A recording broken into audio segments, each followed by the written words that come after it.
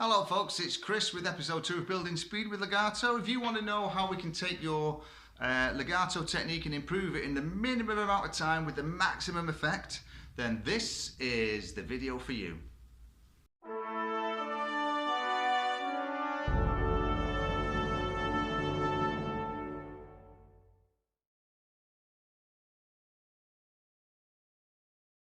Thanks for sticking around, folks. Please give the channel a like and a subscribe and share all these bits and bobs. It makes my day.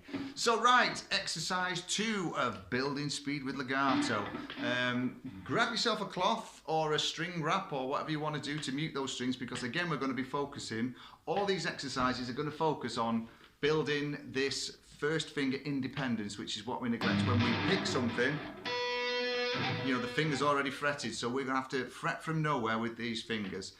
So it's a simple exercise, and we're going to base it on the C major scale again, and we're just going to be working on the frets 8, 10, 12. And so that was 8, 10, 12, 10, 8, 10, 12. We do the same on the A string.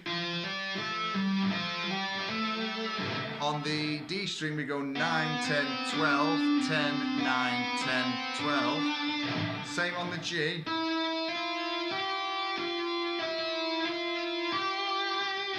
On the B string it's 10, 12, 13.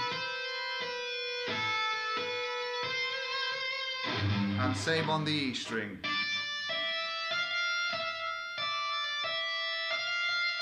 Okay, now the most important bit that we're after is we're going to try and play, I think the gate's set a little bit wrong on this, so it might fluff a few notes out.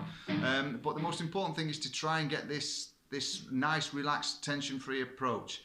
So if you saw episode 1, you'll realise that in the description there's a link to a backing track which is on YouTube in the key of C major, so you can just wheedle away over this track as much as you want. It's absolutely free, just click on it and away you go. Save it in your playlist and you can come back to it and run over these exercises every time. So for week number 2, which is what this is, you're going to do exercise number 1 to the backing track, and then you're going to start the track at the beginning again and go to exercise number 2. So we're going to add an exercise on each week as we go through this step-by-step process of trying to improve this legato. It works, so stick with it, but I know that if you do this every single day, I know that you've practiced that legato exercise, the 2 exercises, every single day to raise the level of what we're going to be working at. So this is why I use the backing track. It's a little bit more like a glorified metronome really, and it's more inspirational and more motivational to play to a backing track, I find, than click, click, click.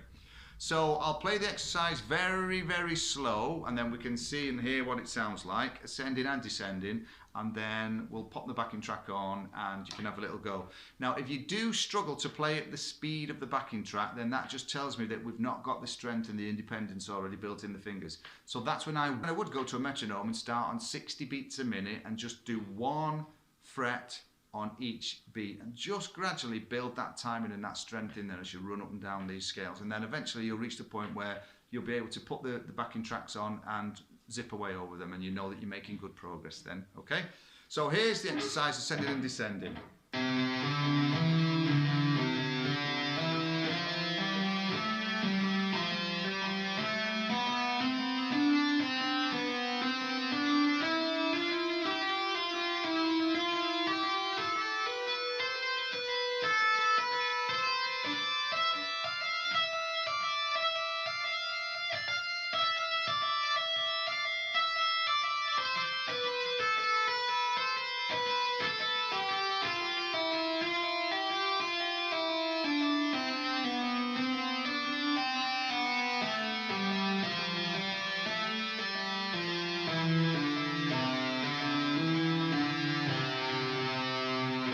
Okay, and then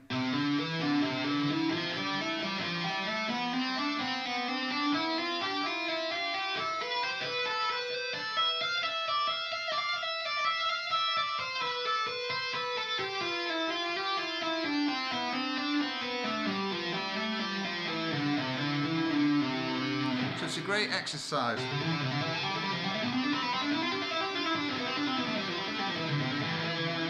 And it gives you a little bit more independence and separation than just running up and down the scale in an orderly fashion. So I'll pop the track on and then I'll show you how to play along to it for a few bars, and then it's totally up to you to put this practice in and we'll see what we get, okay?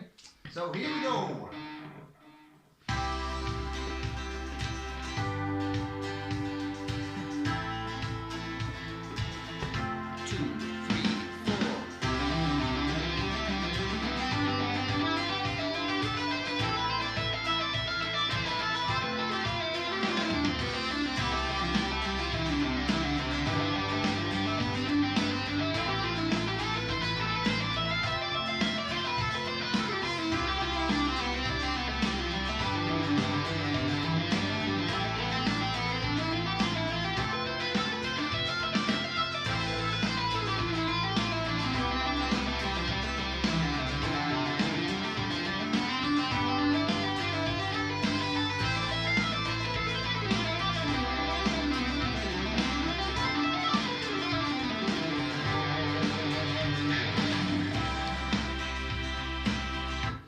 so run all the way to the end of the track using that as a glorified metronome, and then again do exercise 1 and 2 for this coming week, and then obviously week 3 I'm going to show you another combination of notes, and I think we've got about 7 or 8 patterns altogether, which will take you up to about 35 minutes of legato practice a day, which is what you've got to do. So we're gradually increasing this workload and this pressure on these fingers and ligaments and tendons. If we try and do it all in one go, it's too much. We end up with a little bit of repetitive strain. We can't play, we're down for a few days, and that's not what we want. We want to be a gradual improvement in this strength building and synchronizing of these fingers over these frets. Okay, so join me next week for episode 3 of Building Speed with Legato.